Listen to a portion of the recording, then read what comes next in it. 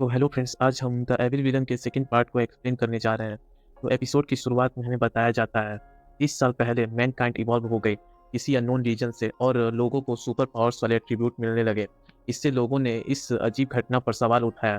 क्योंकि ये super powers unknown थी, इसीलिए उसके बारे में अधिक जानकारी जानने के लिए जांच करी गई। अमेरिका यह पता लगाने वाला पहला देश था कि सुपर पावर्स को कैसे बढ़ाया जा सके, लेकिन उन्होंने ये मेथड को सीक्रेट रखा, जिससे इन महाशक्तियों के बारे में जानकारी इकट्ठा करने वाले देशों के बीच कंपटीशन शुरू हो गई। 10 साल पहले की घटना के 20 साल बाद डायमेंशन अचानक से बिखर गया, जिससे रिफ्ट अपीयर होना शुरू हो गए और इन उन रिफ्टों से डीमंस अर्थ और उन पर रहने वाले लोगों पर अटैक करना शुरू कर दिया। तभी हमें उस डीमन ड्रैगन का सीन दिखाया जाता है जिसे जोंगू ने मारा था। वहाँ पर एक यूनिक खड़ा होता है और ये सब देखकर सोच रहा होता है कि मैन मेड वेपन डीमंस के ऊपर इफेक्ट नहीं करते, केवल इंसान ही इनहेंस सुपर पावर के साथ इन्हें डिफीट कर सकता है और उन्हें यूनिक्स कहते हैं। तभी वो बोलता है, बिल्कुल नहीं, ऐसा लगता है कि ग्रेड 6 के डीमन को किसी ने किसी और चीज़ का उपयोग करके नहीं, बल्कि केवल शक्तियों का यूज करके कुचल दिया गया है। और ये यूनिक टीम लीडर पार्क सुनहो होता है। वह बोलता है, मैंने इलाके में 5 किलोमीटर के रेडियस में सीसीटीवी फुटेज की जांच की, लेकिन मुझे मुश्किल से ही कुछ मिला। और उस फुटेज में जोंगू का फोटो दिखाया जाता है जो कि पूरी तरह ब्लर होता है। पार्क सुनहो बोलता है, मुझे बस इतना पता चला कि 6 ग्रेड के डीमन को एक छोटे बच्चे ने कुचला था। ऐसा लगता है कि वो एक पूरा मॉन्स्टर है। तभी उसे आवाज़ आती है, अंकल चलो चले। और वो एक बच्चा होता है। पार्क सुनो उसकी तरफ देखता है, अपने मन में बोलता है कि यह बच्चा भी एक मॉन्स्टर बनता जा रहा है। मेरा मानना है कि किसी और का अपीयर होना पॉसिबल है। और वो बोलता है कि 2 मॉन्स्टर एक समय पर अपीयर हुए हैं और हाँ, किस-किस को लगता है कि यह लड़का शिनजोंग है। सीन शिफ्ट होता है जोंगू की तरफ। वो बोलता है, शिनजोंग तूने मुझे मेरे हर एक लाइफ में हराया। तभी हम देखते हैं कि उसके पीछे 3 लोग उस पे अटैक कर देते हैं और वो अपने स्पेयर से उसके पेट के आर-पार कर देते हैं। जोंगू बोलता है कि अगर मैं रिइंकार्नेट हो चुका हूँ तो वो भी रिइंकार्नेट हो चुका होगा। तभी वो वहाँ से गायब हो जाता है क्योंकि वो उसका आफ्टर इमेज होता है। ये देखकर तीनों चौंक जाते हैं और जोंगू उनको बुरी तरह मार डालता है। वो बोलता है, उसने मुझे कई बार बेवकूफ़ बनाया है। इस लाइफ में मैं बहुत ही ज़्यादा ट्रेनिंग करूँगा और स्ट्रॉन्ग बनूँगा और इस बार मैं उससे दोबारा नहीं हारूँगा। तभी जोंगू की माँ उसे बुलाती है और जोंगू बोलता है, हाँ। तभी उसकी मॉम बोलती है, क्या मैंने वो गेम तुम्हें सुबह में खेलने से मना नहीं किया था? वो बोलती हैं कि तुम बड़े होकर क्या बनोगे? जैसे ही तुम जागते हो, तुम गेम खेलने लगते हो। जोंगू बोलता है, मॉम ये गेम नहीं है, मैं ट्रेनिंग करता हूँ। उसकी मॉम बोलती है, ये किस प्रकार की ट्रेनिंग है? क्या तुम ट्रेनिंग कर रहे हो कि तुम दोबारा उन बच्चों को पीट सको? वो घबराते हुए अपनी मॉम्स को गुड मॉर्निंग बोलता है और वो बोलता है कि अच्छा मैं ये गेम खेलना बंद कर दूँगा, अब और कोई फाइट नहीं। उसकी मॉम बोलती है, क्या सच में तुम ये प्रॉमिस करते हो? वो बोलता है कि हाँ प्रॉमिस। वो उससे डराते हुए बोलती है कि क्या सच में प्रॉमिस? और वो उसकी पट जाती है और बोलता है, हाँ प्रॉमिस प्रॉमिस। वो अपने मन में सोच रहा होता है कि अपने पिछली लाइफ में मैंने लोगों को मारना, उनको टॉर्चर करना और उनका यूज़ करना सीखा है, इस तरह मैं स्ट्रॉन्ग हुआ हूँ। तभी उसकी मॉम बोलती है, जल्दी से अपना हाथ धो के खाने के लिए आ जाओ टेबल पे। और बोलती है, तुम पर मुझे भरोसा है जोंगो। वो डरते हुए बोलता है, ठीक है मॉम। तभी हमें टेबल पर बहुत सारा खाना दिखाया जाता है। उसकी मॉम बोलती है कि तुम्हें सभी कैरेट्स खाने होंगे। और वो सोचता है कि क्या हर मॉर्निंग ऐसे ही गुजरने वाला है, और वो अपने मन में चिकन मीट के बारे में सोच रहा होता है। उसकी मॉम बोलती है कि खाना धीरे-धीरे खाओ, किंडरगार्टन स्टार्ट होने में अभी भी समय है। और वो सोचता है कि लेकिन मैं अजीब बात है और वो सोचता है कि लेकिन ये अजीब बात है, मुझे ये फूड से कोई नफ़रत भी नहीं है। तभी हमें किंडरगार्टन को दिखाया जाता है, जहाँ एक लड़का बोलता है, क्या तुम ये सच में करने वाले हो? दूसरा बोलता है, "हाँ, बेशक मैं ये करूँगा।" पहला बोलता है कि मुझे डर लग रहा है। दूसरा बोलता है कि यदि तुम डरे हुए हो तो चले जाओ। तभी वो बोलता है कि नहीं, मैं डरा हुआ नहीं हूँ। ये बस कांगचुन, क्या तुम श्योर हो कि तुम जोंगू को डिफीट कर सकते हो? तभी हमें पता चलता है कि इस बच्चे का नाम कांगचुन है। तभी उसमें से एक दूसरा बोलता है, हाँ, तुम अगर उसे इस तरह चैलेंज करोगे तो तुम हर्ट भी हो सकते हो। तभी कांगचुन बोलता है, क्या तुम्हें नहीं पता कि मैं कौन हूँ? मैं गोल्डन रिवर क्लैन का सक्सेसर हूँ, जो कि 8 मेजर क्लैन में सबसे स्ट्रॉन्गेस्ट है। तभी उनमें से बोलता है, हाँ, लेकिन तुम जब भी जोंगू को चैलेंज करते हो तो उससे हार जाते हो। तभी कांग गुस्से में बोलता है, हाँ, ये सच है, लेकिन मैं इस बार नहीं हारूँगा क्योंकि मैंने अपने डैड से अपने क्लैन के सीक्रेट टेक्निक सिखाने के लिए बोला। और उन सब से बोलता है कि तुम्हें देखना है कि मैंने क्या सीखा। तभी वो ट्री को फेस करते हुए ज़बरदस्त स्टैंस लेता है और अपना स्टील ब्लड फिस्ट का इस्तेमाल करते हुए एक पंच उस ट्री पर मारता है, जिससे वो ट्री पूरा डिस्ट्रॉय हो जाता है। तभी वो दोनों बोलते हैं, वाह कांगचुन, तुम बहुत ही कूल हो, तुम सच में किंडरगार्टन में सबसे स्ट्रांग हो। तभी कांग बोलता है, क्यों नहीं, मैं गोल्डन रिवर क्लैन का सक्सेसर जो हूँ। तभी वो गुस्से से बोलता है, जोंगू तुम कमीने, तुमने मुझे युहारा के सामने ह्यूमिलिएट किया, मैं तुम्हें कभी भी माफ़ नहीं करूँगा। तभी वो दोनों बोलते हैं कि क्या तुम श्योर हो कि आज वो आएगा? कांग बोलता है कि क्या? तभी जोंगू बोलता है, हाँ मैं आज आऊँगा। तभी वो तीनों उसे चौंकते हुए देखते हैं और बोलते हैं कि क्या, सच में? तभी कांग अपने मन में सोचता है कि आखिर उसने इतना कैजुअली एक्सेप्ट क्यों किया? क्या वो नर्वस नहीं है मेरा स्टील ब्लड फिश देखने के बाद भी? तभी वो इविल से लुक के साथ अपने मन में बोलता है कि तुम सबके सामने कूल दिखने की कोशिश क्यों कर रहे हो? तभी कांग अपने मन में सोचता है कि चलो अब ये मैटर नहीं करता, मैं तैयार हूँ क्योंकि मैंने अपनी दूसरी चाल भी बचा के रखी है। जोंगू इविल से स्माइल के साथ बोलता है कि पता नहीं तुम क्या प्लान कर रहे हो, लेकिन तुम मुझे कभी भी नहीं हरा सकते। तभी हमें गोल्डन रिवर हाउस को दिखाया जाता है, जहाँ कोई फंक्शन चल रहा होता है और हमें दिखाते हैं कि उस फंक्शन में जोंगू भी होता है।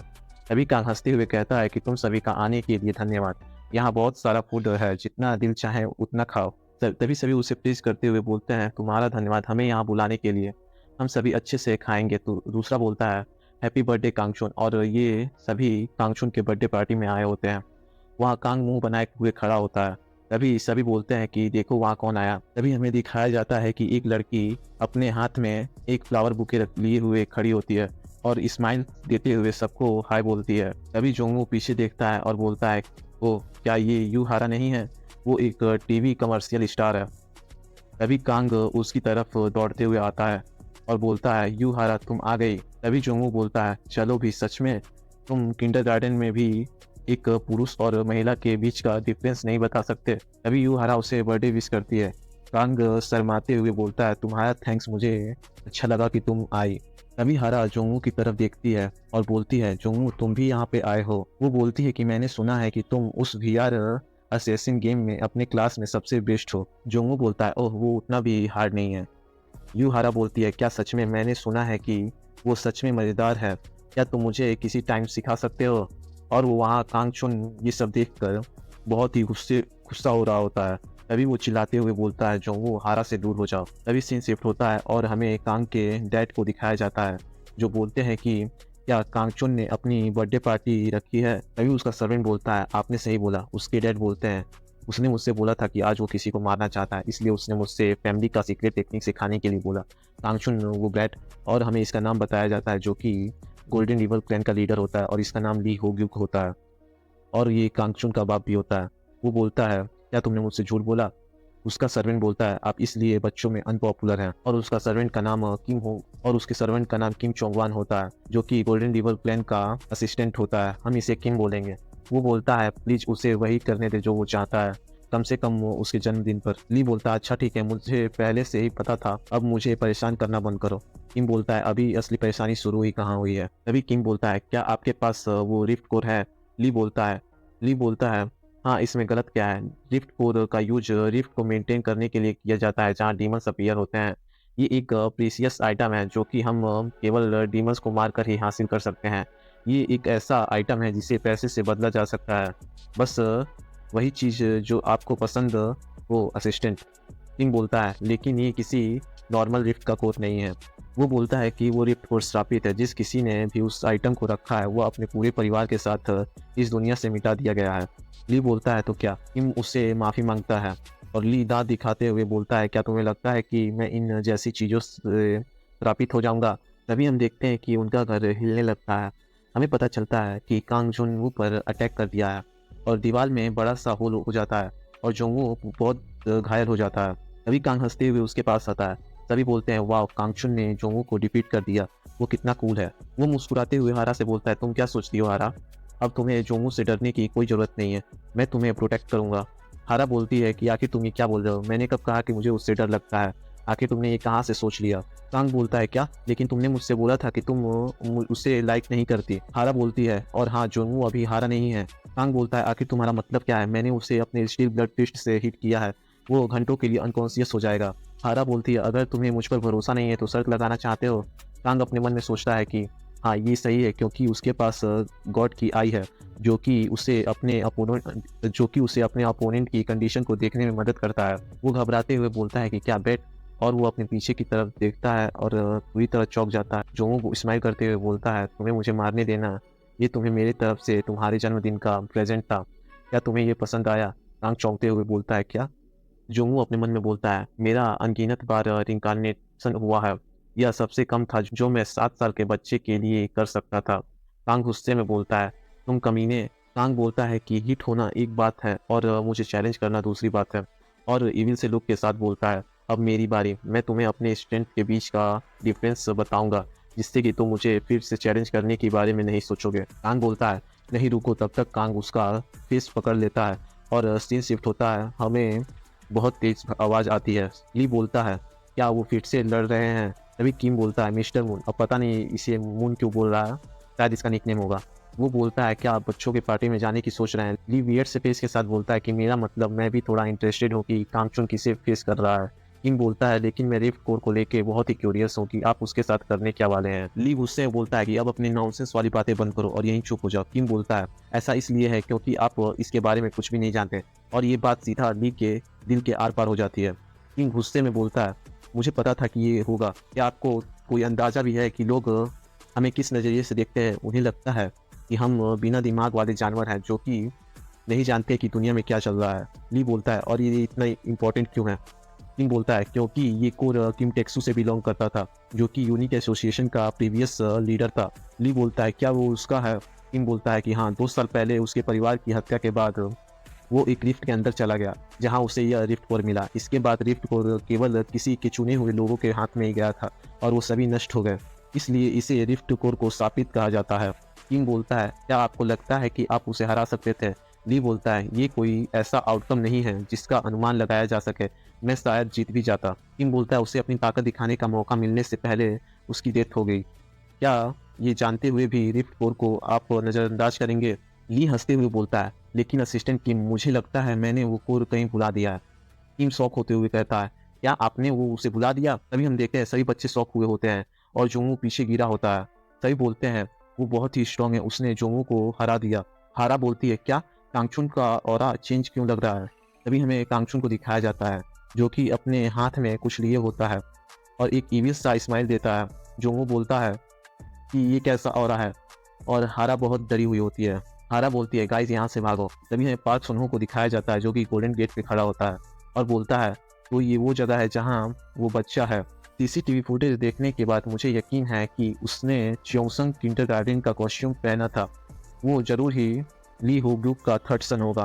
कांगचुन एकमात्र स्थान है जो ऐसे मॉन्स्टर को पाल सकता है, वो है गोल्डन गेट हाउस होल्ड।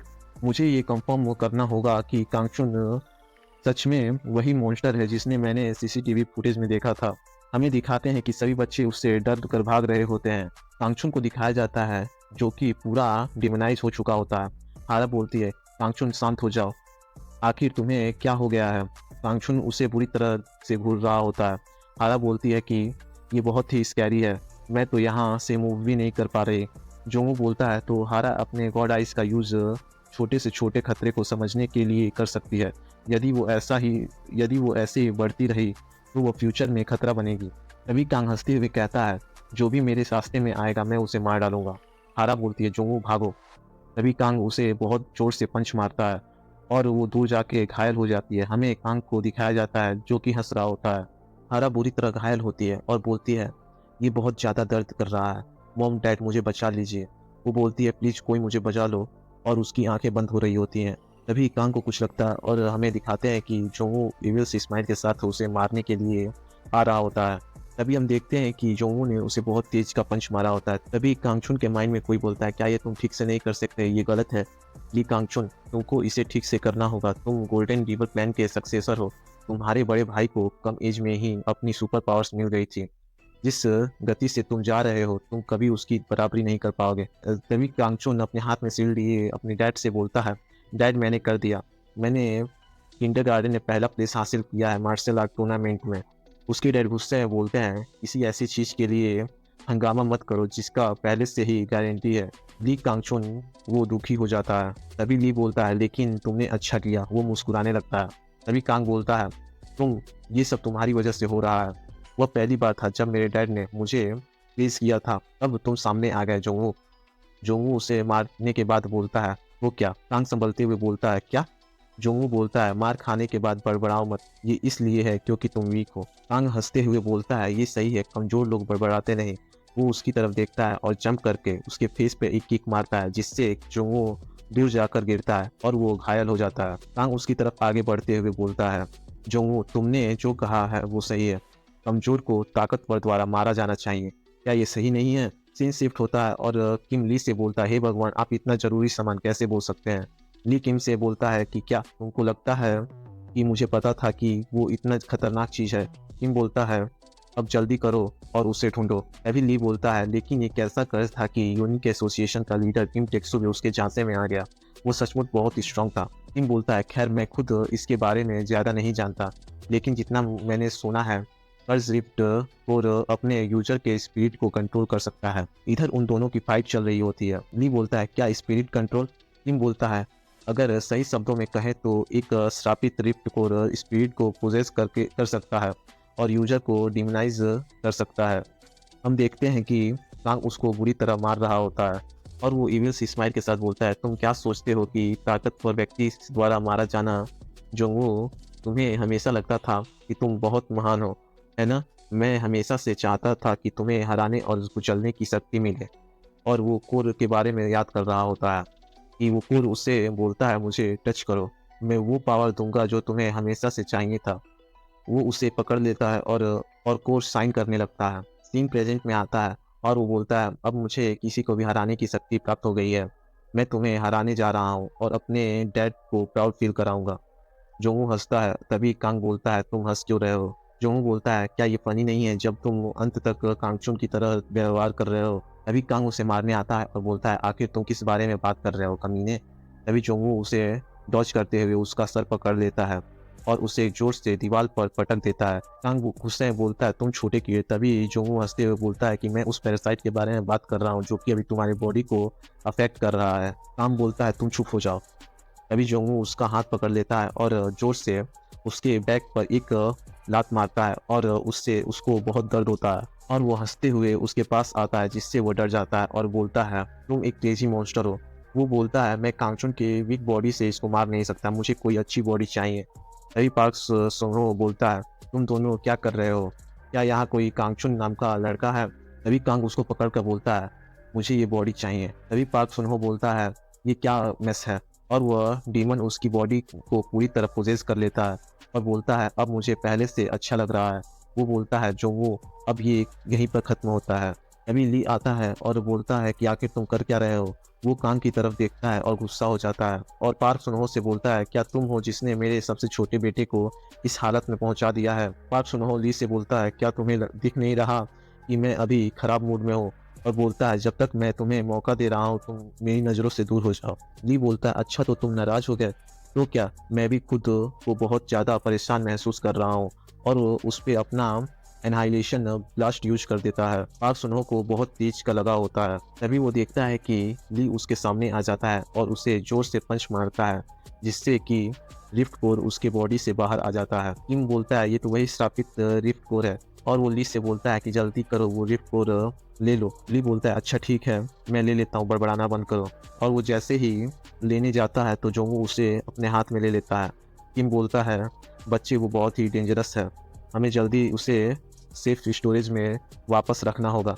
तभी जोंगू इविल से स्माइल के साथ उस कोर को बोलता है गुड बाय। तभी वो कोर बोलता है नहीं प्लीज़ मुझ पर दया करो, अगर मुझे तुम जाने देते हो तो मैं तुम्हें बहुत ज़्यादा पावर दूंगा। जोंगू बोलता है क्या ग्रेट पावर, और ये कितना फनी बात है, और बोल भी कौन रहा है जो मेरे हाथों से अभी कुचले जाने वाला है। वो कोर बोलता है नहीं, हम देखते हैं कि उसने उसको पूरा क्रश कर दिया होता है। ली देखकर बोलता है कि क्या उसने तोड़ दिया? सीन शिफ्ट होता है, हम देखते हैं कि सभी पेरेंट्स अपने बच्चों को ले जा रहे होते हैं और पार्क सनो को भी हॉस्पिटलाइज किया जा रहा होता है और किम सबसे माफ़ी मांग रहा होता है। हमें बताया जाता है कि रिफ्ट कोर वाली घटना ऐसे ही खत्म हो गई। कांग बोलता है ये दर्द कर रहा है, थोड़ा जेंटली करिए मिस्टर चौंगक्वान। किंग बोलता है यंग मास्टर क्या आपको याद है कि कल क्या हुआ था?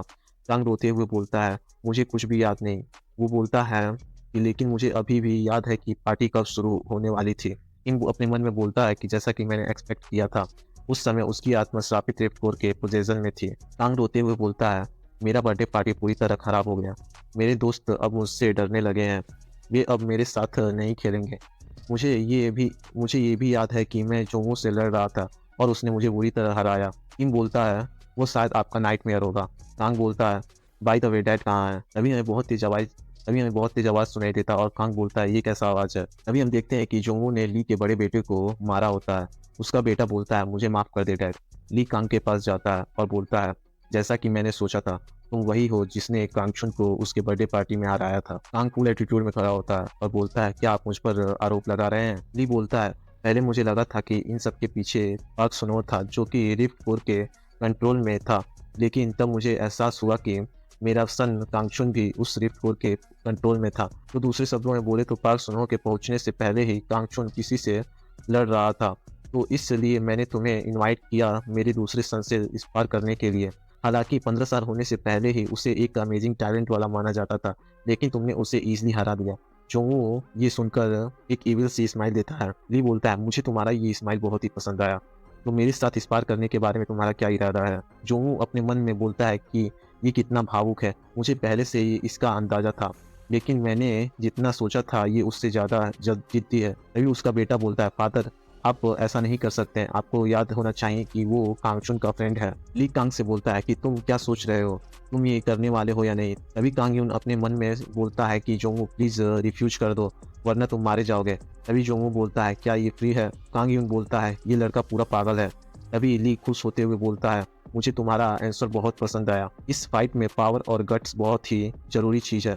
बिना साहस की शक्ति का होना बकवास करने जैसा है, और शक्ति के बिना हिम्मत रखने से उसकी शक्ति का कोई मतलब नहीं रह जाएगा जो तुम स्वयं धारण करते हो। जो वो बोलता है कि यही कारण है कि मुझे इसके जैसे सिंपल और इग्नोरेंट लोग पसंद है। ली बोलता है, क्या तुम मेरी सुपर पावर को लेकर चिंतित हो? जोंगू बोलता है, नहीं ऐसा नहीं है। ली हंसते हुए बोलता है, गुड। जोंगू बोलता है, क्या आप चिंतित है कि आपको अपनी सुपर पावर्स का यूज करना पड़ेगा? और ली उस पर अटैक करते हुए बोलता है, क्यों नहीं। जोंगू उसे डॉज करता है, लेकिन ली का मूवमेंट बहुत तेज होता है और उस पर बहुत जोरों से पंच मारने लगता है, जिससे जोंगू डॉज करते हुए पेड़ से जा टकराता है और ली को उस पर अपना पंच लैंड करने का मौका मिल जाता है और वो बहुत तेजी से उस पर हेवनली ड्रैगन फिस्ट से उसके पेट पर मार देता है। कांग बोलता है, हमें फादर को रोकना होगा। किम बोलता है, मैं वही करने की कोशिश कर रहा हूँ। मुझे समझ नहीं आ रहा मास्टर 7 साल के बच्चे की स्ट्रेंथ का टेस्ट क्यों ले रहे हैं। तभी हमें दिखाते हैं कि किम के पास का दीवार पूरी तरह टूट जाता है और वहाँ पर ली बेहोश होता है और वो दोनों उसे चिल्ला के बोल रहे होते हैं, मास्टर डैड। तभी सीन शिफ्ट होता है और उस होल में से कोई निकलता है और बोलता है, क्या 10 साल नहीं हो गए जब मैंने इस दीवार में एक होल किया था? और फ्रेंड्स, आज के लिए बस इतना ही। ये एपिसोड खत्म होता है। लाइक शेयर सब्सक्राइब कर दीजिएगा। मिलते हैं नेक्स्ट एपिसोड में। राधे राधे।